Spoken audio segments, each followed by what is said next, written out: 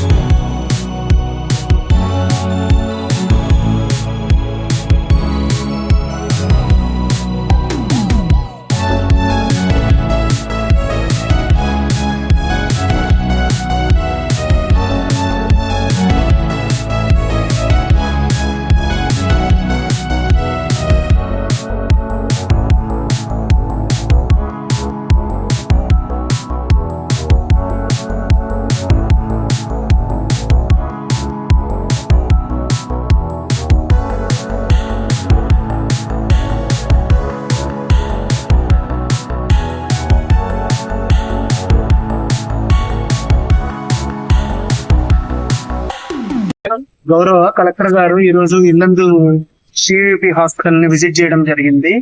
హాస్పిటల్లో మిగిలిపడి ఉన్న 10 ఏళ్ల నుంచి మిగిలిపడి ఉన్న బర్త్ వెయిటింగ్ రూమ్స్ ని స్పెషల్ రూమ్స్ కింద కన్వర్ట్ చేయడానికి దానికి సంబంధించిన ప్రతిపాదనలు పంపమని చెప్పారు.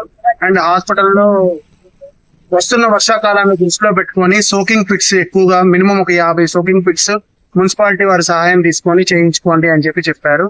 అండ్ లోతట్టు ప్రాంతం ఎక్కడైతే ఉందో హాస్పిటల్లో అది సింగరేణి వాళ్ళ సాయం తీసుకొని మట్టి పూడికలు అంటే మట్టితో చదును చేయించమని చెప్పారు. హాస్పిటల్లో ఇంకా చిన్న చిన్న అంటే మేలు female separate counters, OP counters కానీ ఫార్మసీ కౌంటర్స్ కానీ సెపరేట్ గా చేయించమని చెప్పారు. అండ్ శానిటేషన్ సంబంధించిన అంటే చిన్న చిన్న వాటర్ సప్లై కానీ ట్యాప్స్ రిపేర్ కానీ ఇవన్నీ కూడా చేయడానికి బయట, అదే విధంగా బయట పేషెంట్స్ కూర్చొని తినడానికి మధ్యాహ్నం పూట ఒక వెయిటింగ్ హాల్ లాంటిది, ఒక షెడ్ లాంటిది కొంత నిధులతో ఏర్పాటు చేయడానికి కూడా ప్రతిపాదనలు పంపమన్నారు. అండ్ ఎక్స్రే రూమ్ కి సంబంధించిన క్యాసెట్లు కూడా కొంత రిపేర్ ఉంటే అవి కూడా వాటికి సంబంధించిన కూడా ఎస్టిమేషన్ పంపమన్నారు. ఇలాంటి పలు అభివృద్ధికి సంబంధించిన ఇవి శాంక్షన్ చేస్తానని సార్ చెప్పి వెళ్ళారు.